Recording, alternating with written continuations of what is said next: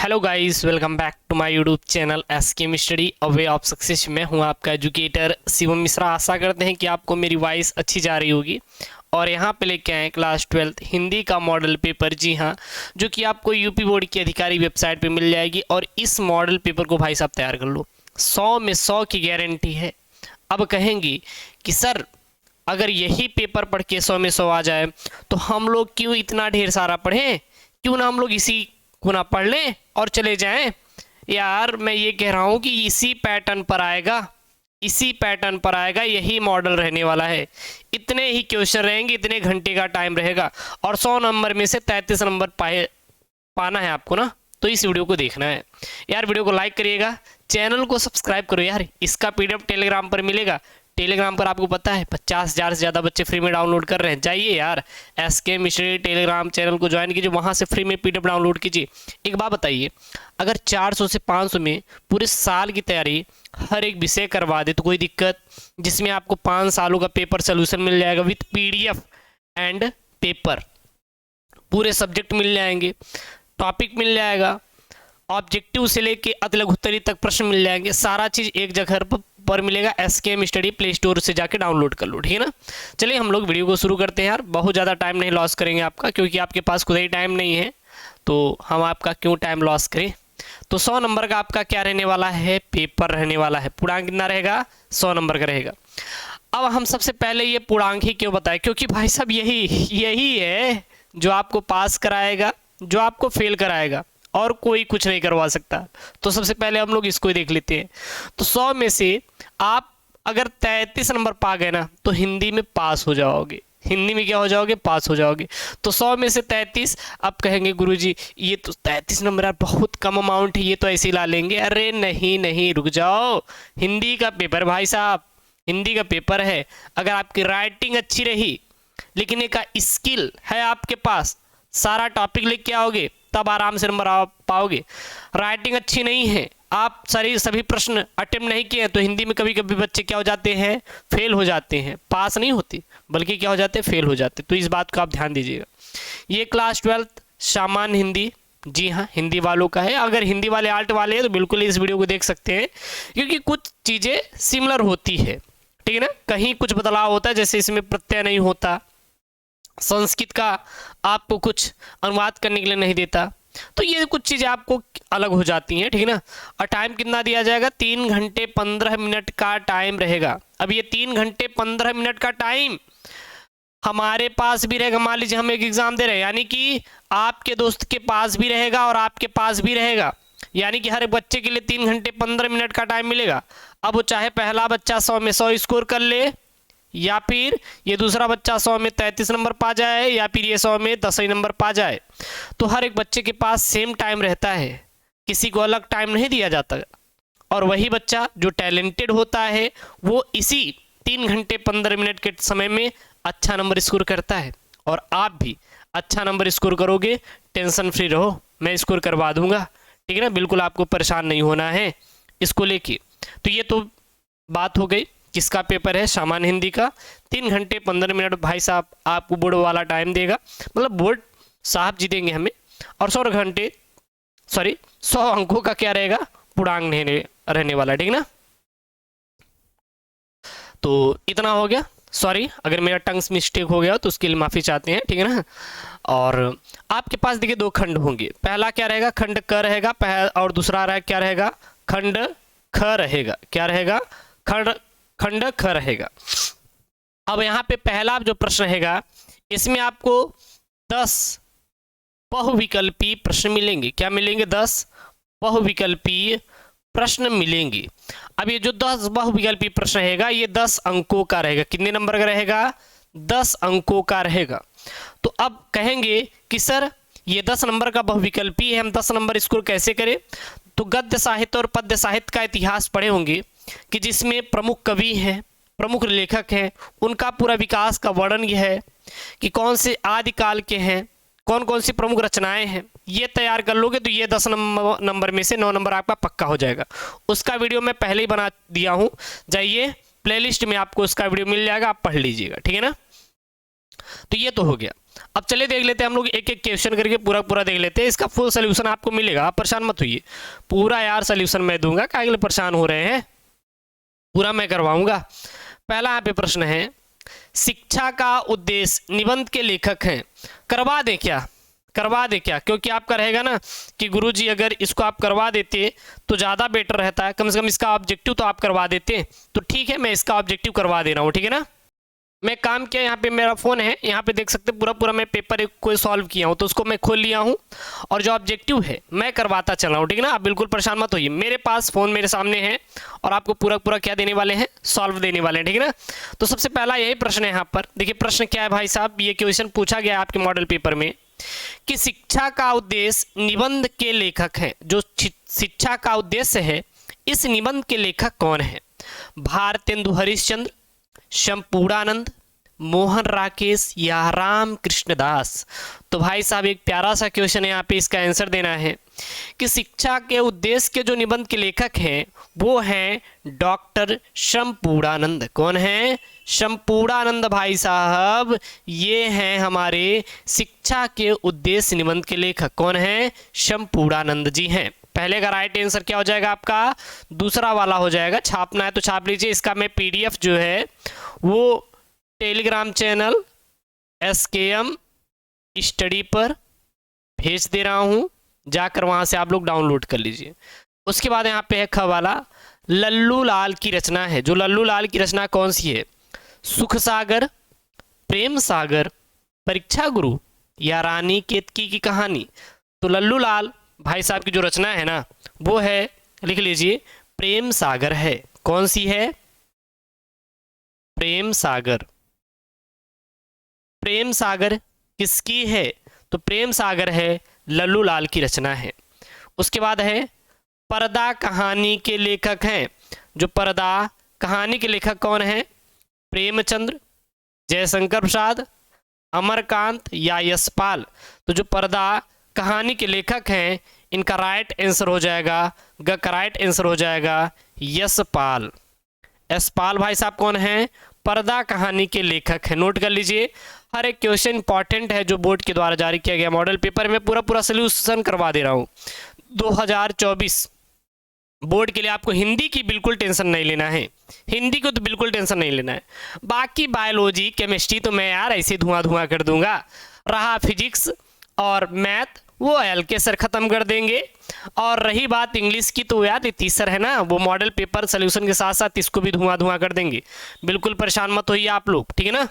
उसके बाद यहाँ पे घ वाला क्वेश्चन, देखिए घ वाला क्वेश्चन कितना प्यारा क्वेश्चन है। आवारा मसीहा के रचनाकार हैं। जो आवारा मसीहा है इसके रचनाकार कौन है?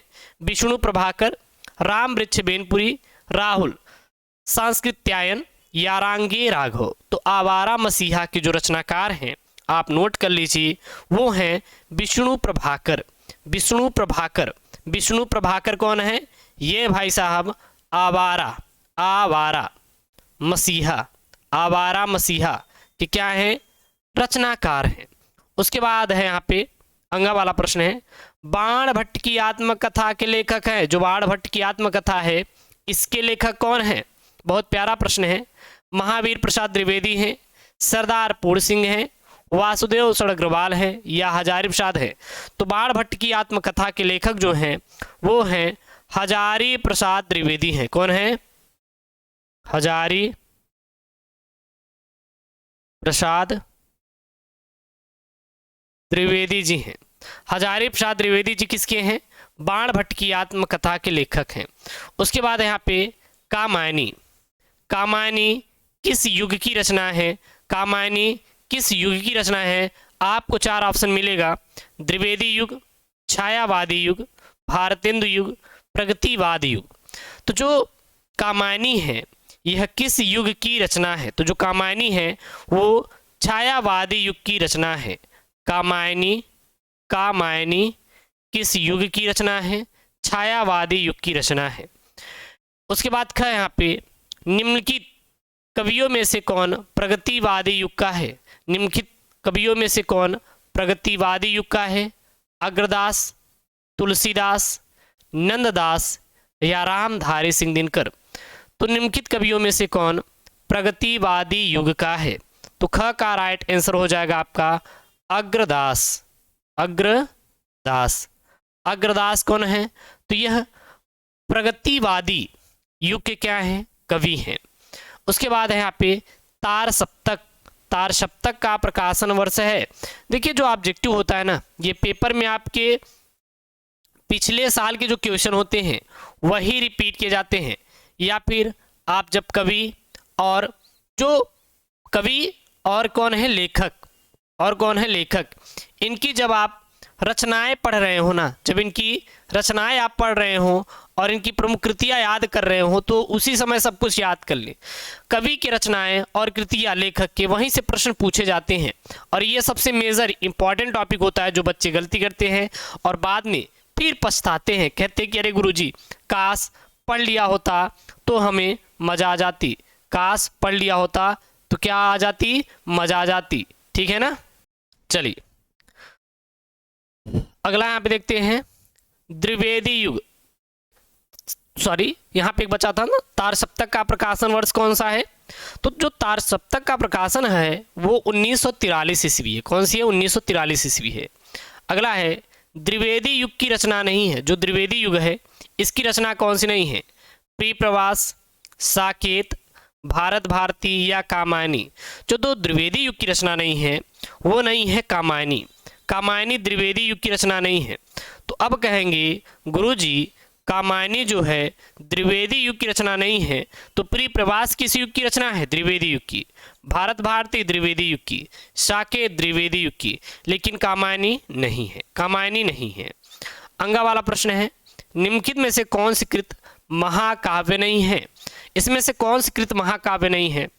रामचरितमानस, साकेत, पद्मावत या मामा। तो इसमें से कौन सा महाकाव्य नहीं है? छापने वाला प्रश्न है।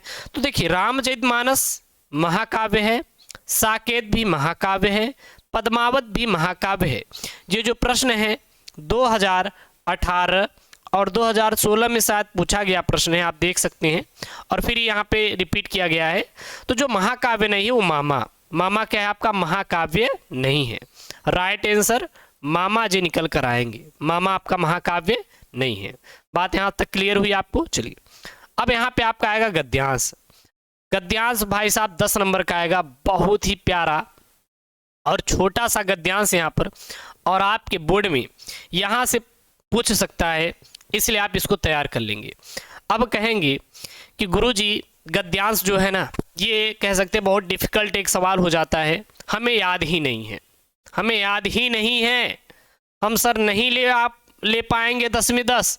मैं कह रहा हूँ आपको नहीं याद है तब भी आप 10 में 10 लाओगे, इसकी गारंटी मेरी है। आप बिल्कुल इसको मेरे ऊपर छोड़ दीजिए, आपका 10 में 10 आएगा। आएगा तो आएगा, जब मैं प्रॉमिस कर लिया दूँ ना तो आएगा। कैसे आएगा इसको मैं इस वीडियो में आपको देखना पड़ेगा पूरा पूरा। देखिए सबसे पहले आप गद्यांश को पढ़िए।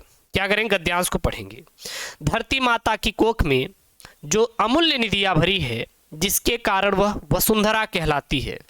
ठीक है, हर एक यहाँ पे लाइन आंसर होगा हमारा। उससे कौन न परिचित होना चाहेगा? लाखों करोड़ों वर्षों से अनेक प्रकार की धातुओं को पृथ्वी को पीस पीस कर अगणित प्रकार की मिट्टियों से पृथ्वी की देह को सजाया है। हमारे भावी आर्थिक अभ्युदय के लिए इन सब की जांच पड़ताल करना क्या है? आवश्यक है। अब यहाँ से एक पहला प्रश्न पूछा गया कि उपयुक्त गद्यांश का संदर्भ लिखिए आप लोग। तो कहेंगे कि गुरुजी हमें तो याद ही नहीं है, ये किस चैप्टर का है, पहचान ही नहीं पा रहे हैं, तो हम गुरुजी आंसर कैसे देंगे? हमें नहीं समझ आ रहा है, हमें नहीं समझ आ रहा है, मैं क्या करूं? अभी बताइए कि यहाँ पे ये चीज बता रहा है कि धातुओं को पृथ्वी ने अनेक प्रकार की मिट्टी को पीस पीस कर पृथ्वी की देह को सजाया है। एक्चुअली में है ये कहाँ, पहले ये बता दीजिए। तो ये तो हमारे पृथ्वी पर है। पृथ्वी क्या है? भारत है ना, और देश विदेश जो है ये सब भी पृथ्वी पर ही है। तो अब ये क्या है? ये राष्ट्र हैं। ये क्या है? राष्ट्र हैं। ठीक है ना। तो ये सब क्या है? राष्ट्र हैं, जो हमारे यहाँ पृथ्वी पे देश जो हैं बसे हुए हैं, सब क्या है? राष्ट्र है। आप इसको इस प्रकार से देख सकते हो। अब जब ये सब राष्ट्र है और इसी राष्ट्र में मतलब कह सकते हैं पहाड़ भी हैं, पृथ्वी भी हैं, जंगल भी है, नाना प्रकार के पशु पक्षी भी हैं, सब लोग हैं। तो आपके दिमाग में आ जाना चाहिए कि सर ये तो राष्ट्र का स्वरूप है। क्या है? राष्ट्र का स्वरूप है। और राष्ट्र के स्वरूप के जो लेखक है भाई साहब, वो कौन है? वो है सर जी वासुदेव सर अग्रवाल है। कौन है? वासुदेव सर अग्रवाल है। कौन है? वासुदेव शरण अग्रवाल जी हैं। वासुदेव सर अग्रवाल जी हैं। राष्ट्र के स्वरूप के लेखक कौन है? वासुदेव सर अग्रवाल जी हैं। अब तो गुरुजी हम एकदम से इसका आंसर लिख लेंगे। कैसे? यहाँ बोला है कि गद्यांश का संदर्भ लिखिए, तो संदर्भ में क्या लिखेंगे? प्रस्तुत गद्यावतरण हमारी हिंदी पाठ्य पुस्तक के राष्ट्र के स्वरूप नामक शीर्षक से लिया गया है, जिसके लेखक वासुदेव सर अग्रवाल जी हैं। क्या आपको टफ लगा? नहीं लगा, और अच्छे तरीके से आपको समझ में आया होगा। चलिए, तो भाई साहब पहला 2 नंबर बिल्कुल पक्का हो गया। तीसरा, धरती वसुंधरा क्यों कहलाती है? अब जब आप इसको मन लगा के पढ़े होंगे तो इसका आंसर बहुत ही प्यार से और अच्छे तरीके से दे देंगे। कैसे? देखिए यहाँ पे, धरती माता की कोख में जो अमूल्य निधियां भरी हैं, इसी के कारण वह वसुंधरा कहलाती है। धरती माता की कोख में बहुत सारी अनमोल प्रकार की अमूल्य निधियां भरी हैं गुरुजी, इसी के कारण यह क्या कहलाती है? वसुंधरा कहलाती है। बस इसका आंसर यही हो जाएगा, और ज़्यादा आपको आंसर ढूंढने की जरूरत नहीं है। उसके बाद रेखांकित अंश की व्याख्या करें। अब ये 2 नंबर का है। अब इसको कैसे करेंगे? तो देखिए, इसको करने के लिए ना बहुत ज़्यादा आपको दिमाग लगाने की जरूरत नहीं है। बस आपको क्या करना है, देखिए 2 नंबर का है, कुछ भी लिखेंगे तो एग्जामिनर भाई साहब 1 नंबर आपको दे देगा। तो इसी चीज़ को बढ़ा चढ़ा कर आपको लिख देना है। बस इसी को छाप देंगे तो 1 नंबर, बढ़ा चढ़ा के लिख देंगे तो 2 नंबर। तो इसलिए बहुत डरना नहीं है। 10 में से आपका 8 से 9 नंबर बिल्कुल स्कोर हो जाएगा। बिल्कुल परेशान मत होइए, थोड़ा दिमाग लगा दिए तो 10 में 10 भी आपको मिल सकता है। तो ये चीज़ आप लोग थोड़ा सा ध्यान दीजिएगा। चलिए, उसके बाद यहाँ पे अगला वाला प्रश्न, पृथ्वी की देह को किसने सजाया है? पृथ्वी की देह को किसने सजाया है यार? तो बहुत प्यारा सा क्वेश्चन है। यहाँ पे देखिएगा आंसर, लाखों करोड़ों वर्षों से अनेक प्रकार की धातुओं को पीस पीस कर अगणित प्रकार की मिट्टियों से पृथ्वी की देह को सजाया है। तो ये तीसरे का आंसर, ये दूसरे का आंसर, कहीं पर आपको प्रॉब्लम क्रिएट हुई क्या? नहीं हुई। इसीलिए कहते हैं एसकेएम स्टडी पर, जो मैं आपका एजुकेटर भाई, आपका भाई हूँ, आपका बड़ा भाई हूँ कह सकते हैं। और मैं जो आपको कंटेंट दूंगा ना, दवा के बहुत चौचक कंटेंट रहेगा। जाइए फोड़ कर आइए यार, 100 नंबर कोई नहीं छीन सकता आपसे। ये आपका, ये शिवम आपका बड़ा भाई वादा करता है आपसे, ठीक ना? आपको दिलाएगा, बिल्कुल आप चिंता मत करिए। बस आप डेडिकेशन के साथ मेहनत कीजिए, पढ़ाई कीजिए। हम आपको जितना हो सकेगा बेस्ट से बेस्ट क्वालिटी, बेस्ट से बेस्ट टीचर देंगे। एक टीचर रहेगा बहुत अच्छा पढ़ाएगा। मैं हिंदी पढ़ाऊंगा तो हिंदी में आपका 1 पॉइंट छूटने वाला नहीं है। हर एक चीज़ मैं कवर करूंगा, आप बस भरोसा कीजिए। आपका जो 100 में 100 स्कोर है ना, बिल्कुल पूरा होगा। उसके बाद है यहाँ पर 5वां प्रश्न, भावी आर्थिक अभ्युदय हेतु हमें क्या करना चाहिए? तो यहाँ पर देखिए, हमें भावी आर्थिक अभ्युदय के लिए इन सब की जांच पड़ताल करना आवश्यक है। तो अब बताइए, क्या कोई भी चीज़ यहाँ पे टफ लगी क्या? नहीं लगी यार, बहुत सिंपल है, आप लोग दे लोगे, परेशान मत होइए। उसके बाद देखिए यहाँ पर अगला है, अथवा में करके है। अब यहाँ पर भाई साहब पहले आ गए अशोक का फूल। क्या आ गया यहाँ पे? अशोक का फूल दे दिया। और जब अशोक का फूल दे दिया ना, तो आप कह सकते हैं ये कहाँ से लिया गया है? अशोक के फूल से नहीं यार, जस्ट सेकंड, हाँ, अशोक के फूल से लिया गया है। तो अब तो ये गद्यांश आप आसानी से लिख ही लोगे। अब गद्यांश लिखने में आपको बहुत ज़्यादा परेशानी नहीं होगी, बहुत ज़्यादा परेशानी नहीं होगी, बहुत सिंपल तरीके से आप आराम से इसको लिख लोगे। और जो सवालें हैं मैं आपको बता दे रहा हूँ। उसी मस्ती में हंस रहा है, पुराने चित्र से इसे देखने वाला उदास होता है, और वह अपने को पंडित समझता है। पंडिताई भी एक बोझ है, जितनी ही अधिक भारी होती है उतनी ही तेजी से डूबोती है। जब वह जीवन का अंग बन जाती है तो सहज हो जाती है, तो वह बोझ नहीं रहती, और वह उस अवस्था में उदास भी नहीं करती कहाँ अशोक का कुछ भी नहीं बिगड़ा, कितनी मस्ती में झूम रहा है, कालिदास इसका रस ले सकें अपने ढंग से, मैं भी ले सकता हूँ अपने ढंग से, उदास होना क्या है बेकार है, उदास होना क्या है बेकार है। तो ये तो आपका क्वेश्चन हो गया, चलिए ठीक है ना, ये तो आपका गद्यांश हो गया। अब यहाँ से दो आंसर पहले तो दे देंगे, अशोक के फूल यहाँ पे दिया गया, अशोक का फूल से इसको आप लिख ही दोगे, रेखांकित अंश की व्याख्या इसी को बढ़ा चढ़ा के लिख देना है, इसको वही छाप दोगे तब भी आपको 2 में से 1 नंबर मिलेगा, परेशान मत होइए। यहाँ पे देखिए तीसरा क्वेश्चन है, बहुत प्यारा क्वेश्चन है यहाँ पे, लेखक क्यों कहता है उदास होना बेकार है। आखिरकार लेखक क्यों कहना चाह रहा है कि जो हम लोग उदास हो जाते हैं, बहुत ज़्यादा नर्वस हो जाते हैं, वो बेकार है, हमें उदास बिल्कुल भी अपने जीवन में नहीं होना चाहिए, ऐसा क्यों कहता है। तो इसका आंसर यहाँ पे देखिए, यहाँ पे ये है कि पुराने चित्र से इसे देखने वाला उदास होता है, पुराने चित्र से इसे देखने वाला क्या होता है, उदास होता है, ठीक है ना। तो ये तो नहीं है क्योंकि बेकार होना है, तो बेकार कहाँ पे, यहाँ पे है, उदास होना बेकार है, यानी कि अपने ढंग से उदास होना बेकार है, यानी कि ये कह सकते हैं कि जो अशोक का फूल है वो देखिए कितने मस्ती से झूम रहा है, उसका कुछ नहीं बिगड़ा है, उसका कुछ भी नहीं बिगड़ा है, और कालिदास इसका रस ले रहे हैं अपने ढंग से और मैं भी ले रहा हूं अपने ढंग से, इसीलिए हमें उदास होना क्या है, बेकार है। मतलब ये समझ लीजिए कि हमें कितनी भी कठिनाई जिंदगी में ना आ जाए, हमारी ज़िंदगी में हमें बिल्कुल भी नर्वस नहीं होना है, बिल्कुल भी परेशान नहीं होना है, आज है कल वो परेशानी हट जाएगी। तो इसलिए आप लोग केवल अपने गोल पर फोकस कीजिए, कितना भी दिक्कत आ जाए यार, कितनी भी परेशानी आ जाए, और वो आपसे ज़्यादा परेशानी बड़ी नहीं है क्योंकि उसको सॉल्व आप ही करोगे। मे भी आप समझ लीजिए कि एक जोक है, आपको मैं सुनाता हूँ और आप हंसते हैं, फिर मैं सुनाता हूँ फिर हंसते हैं, फिर मैं सुनाऊंगा नहीं हंसोगे, फिर मैं सुनाऊंगा नहीं हंसोगे, कहोगे अरे गुरुजी पगला गया, बार बार वो जोक सुना रहा है, वही नहीं हंसोगे ना।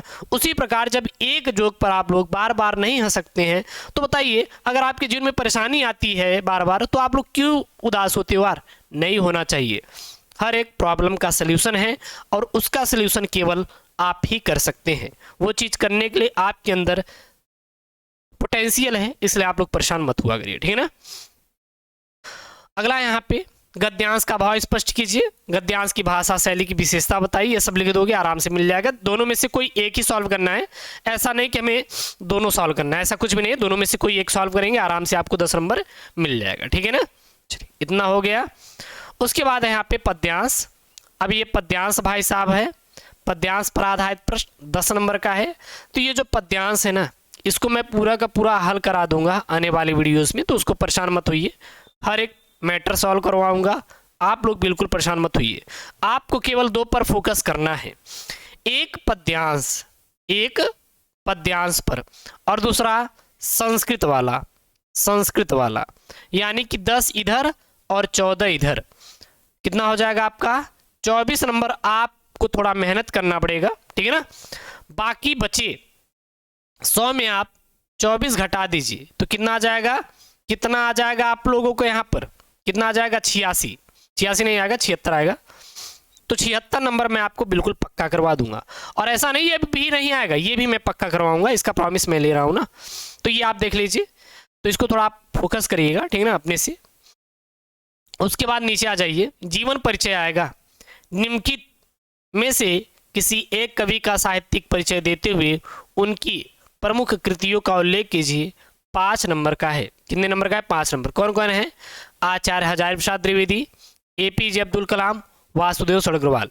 ये तीनों के तीनों जीवन परिचय बहुत ही मोस्ट इम्पॉर्टेंट है। मोस्ट क्या है, IMP वाला क्वेश्चन भाई साहब, IMP वाला क्वेश्चन है, आपको इस पर स्टार मार्क लगा लेना चाहिए क्योंकि यहाँ से आपको 5 नंबर एकदम छापने के लिए आएगा। और बच्चे यही गलती करते हैं कि वो याद नहीं करते, मैं याद करवाऊंगा, आपका ये भाई याद करवाएगा, आप बिल्कुल परेशान मत होइए। हर एक क्वेश्चन को बहुत अच्छे तरीके से सॉल्व करवाऊंगा, याद करवा दूंगा, एकदम रटवा दूंगा, क्लास में ही रटवा दूंगा। जब तक आप रट नहीं लेंगे तब तक मैं रटवाता रहूँगा, आपको मैं बहुत अच्छी तरीके से पढ़ा दूंगा, आप लोग परेशान मत होइए। उसके बाद आपका कवि का है इसी प्रकार से 5 नंबर का है। अगर आप साहित्यिक परिचय लिखोगे तो 3 नंबर, प्रमुख कृतियां भी इनका अगर लिख दोगे तो 2 नंबर। तो 3 धन 2 इक्वल टू कितना हो जाएगा, टोटल आपका 5 नंबर हो जाएगा। तो मैथिली शरण गुप्त, सुमित्रानंदन पंत और रामधारी सिंह दिनकर। आपके अंग्रेजी इसमें से कौन इंपॉर्टेंट है, तो सुमित्रानंदन पंत और रामधारी सिंह दिनकर इसमें से इंपॉर्टेंट है। हाँ, मैथिली शरण गुप्त को इंपॉर्टेंट दे सकते हो, लेकिन it is very most important, it is very most important. कौन भाई साहब, सुमित्रानंदन पंत और रामधारी सिंह दिनकर। और जो इंपॉर्टेंट है वो भी मैं करवा दूंगा, परेशान मत होइए। इसका आपको प्रॉपर सोल्यूशन मिलेगा आने वाली वीडियोस में। उसके बाद आपका कहानी का उद्देश्य लिखने के लिए आएगा। देखिए, लाटी कहानी का उद्देश्य आपके सिलेबस से निकाल दिया गया था, 70% सिलेबस था, लेकिन इस बार जोड़ दिया गया है, जोड़ दिया गया है, ठीक है ना। तो इसको भी पढ़ाएंगे। बहादुर पंचलाट कहानी का सारांश और लाटी कहानी का सारांश भी हम लोग पढ़ने वाले हैं, और ध्रुव यात्रा कहानी का सारांश पढ़ लेंगे, काम खत्म, 5 नंबर आपका हो जाएगा। 100 पठित खंड काव्य, भाई साहब ये तो 100% कह सकते गारंटी वाला है, क्योंकि आपके जिले के अनुसार आएगा। आप किस जिले से हैं कमेंट में छापो यार, कि आप किस जिले से हो, ताकि मैं उस जिले का ये खंड काव्य मैं करवा दूं, और आपको मैं बता दूंगा कि किस जिले में कौन सा खंड काव्य पूछा जाएगा, ठीक है। चलिए, इतना हो गया। उसके बाद संस्कृत का आपको इस पे थोड़ा ध्यान देना है, 7 नंबर का, तो संस्कृत का आप ध्यान दीजिए, थोड़ा आप खुद से पढ़िएगा गद्यांश पद्यांश, बाकी मैं करवा ही दूंगा। उसके बाद आ जाइए मुहावरे, मुहावरे पर आ जाइए भाई साहब, बहुत ही प्यारे प्यारे मुहावरे हैं, 2 नंबर मिलेगा। तलवार की धार पर चलना, टका सा जवाब देना, दाल में काला होना और नमक मिर्च लगाना। तो इसमें से मैं एक का जवाब दे रहा हूं, बाकी 3 का आप लोग कमेंट बॉक्स में छापना है। दाल में काला होना यानी कि कुछ न कुछ गड़बड़ होना, गड़बड़ होना यानी कह सकते हैं, हे शिवम तू रात में यहां घूम रहा है, अरे दाल में कुछ काला है मुझे लग रहा है, तभी तुम यहां पे रात में घूम रहे हो, ठीक है ना, ऐसा आप कह सकते हैं, वाक्य प्रयोग है। चलिए, ये हो गया, बाकी तीनों का आप कमेंट बॉक्स में आप लोग आंसर छाप दीजिए। उसके बाद मैं आपको ये संधि विच्छेद करवा दे रहा हूँ, मैं इसका पूरा प्रॉपर मैं इसको सॉल्व ही किया हूँ। चलिए, मैं इसको पूरा का पूरा आपको सॉल्व है, मेरे पास है पड़ा हुआ, और मैं इसका PDF में प्रोवाइड करवा दूंगा, आप परेशान मत होइए, आपको टेलीग्राम पर मिल जाएगा। टेलीग्राम नाम है SKM स्टडी, वहाँ पर मैं इसको पूरा इसका सॉल्व जो है वो मैं वहाँ पे भेज दूंगा, जाके आप डाउनलोड कर लीजिएगा, तो बहुत ज़्यादा आपको परेशान होने की जरूरत नहीं है। और जब मैं हूँ तो यार किस बात के लिए परेशान होना आपको, मत होइए, परेशान मत होइए, बिल्कुल मत होइए। चलिए, यहाँ पे है संधि विच्छेद है, संधि विच्छेद है।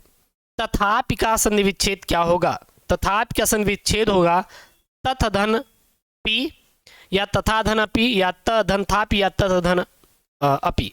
तो तथा धन अपि होगा, राइट आंसर क्या हो जाएगा आपका बी वाला, तथा प्लस अपि, तथा धन अपि, तथापि का संधि विच्छेद हो जाएगा। उसके बाद है परमेश्वरा का संधि विच्छेद क्या हो जाएगा, परमेश्वरा का संधि विच्छेद क्या हो जाएगा, परम धन ईश्वर हो जाएगा, क्या हो जाएगा, परम धन ईश्वर, परम धन ईश्वर हो जाएगा, परमेश्वर का संधि विच्छेद। गायका का संधि विच्छेद क्या हो जाएगा, गायका का संधि विच्छेद हो जाएगा गय धन अकह, क्या हो जाएगा, गय प्लस अकह, ठीक है। नीचे चले आइए, उसके बाद है यहाँ पे दिए गए निम्नलिखित शब्दों में शब्दों की विभक्ति और वचन है, निम्नलिखित शब्दों की विभक्ति और वचन है। आत्मनः में विभक्ति और वचन है, आत्मनः में कौन सी विभक्ति, कौन सी विभक्ति और कौन सा वचन है, खष्टी विभक्ति एक वचन है, आत्मनः में खष्टी विभक्ति एक वचन है। उसके बाद है यहाँ पे नामनान में विभक्ति और वचन है, नामनान में विभक्ति और वचन कौन सी है, तो खष्टी विभक्ति बहुवचन, नामनान में खष्टी विभक्ति बहुवचन है, याद कर लीजिए। उसके बाद यहाँ पे सही युग्मों का आपको चयन करना है, क्या करना है, सही युग्मों का चयन करना है। वसन और व्यसन, तो वसन का अर्थ होता है वस्त्र और व्यसन का अर्थ होता है आदत, तो वस्त्र और क्या हो जाएगा आपका आदत हो जाएगा। उसके बाद है यहाँ पे अंबुज और अम्बुद। तो अंबुज मतलब होता है जल, भाई साहब क्या होता है, जल होता है। और अम्बुद मतलब क्या होता है, कमल होता है। क्या होता है, कमल होता है। तो जल और कमल हो जाएगा। उसके बाद आपको यहाँ पे शब्दों के दो अर्थ लिखना है, अंबर, पट, विधि और नाग। तो यहाँ पे मैं आपको एक का लिख रहा हूँ, बाकी आपको 3 का आपको आंसर करना है।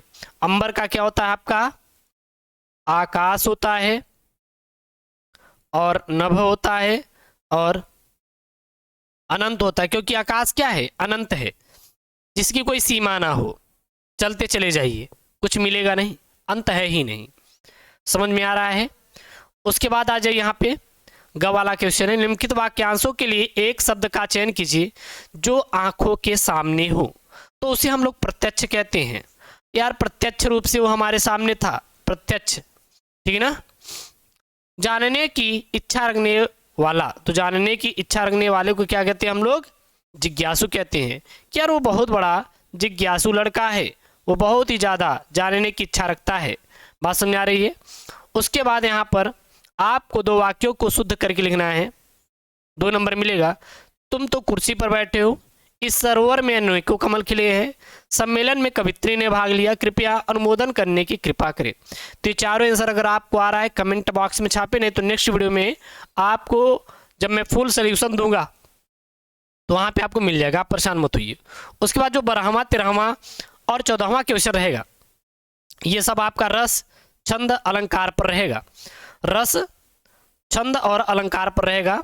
6 नंबर बिल्कुल मैं पक्का करवा दूंगा, आप परेशान मत होइए, इसको मेरे ऊपर छोड़ दीजिए।